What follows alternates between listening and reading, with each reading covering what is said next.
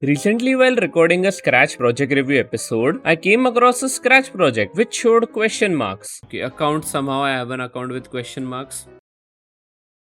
Are you guys pranking me? What is this game? I thought it was just a prank and moved on. But later I realized that it was actually an SVG glitch. If you don't know what SVG is, it is basically a vector file format used to store Scratch vector costumes. And whenever a costume fails to load or the costume image file is broken, it is replaced with a question mark in a box or outside the box. I don't know, it is. Now, how does this occur? This might occur to you if you have very slow or bad internet, or if your government has banned Scratch. Another cause might be the problem of the Scratch servers. What the hell?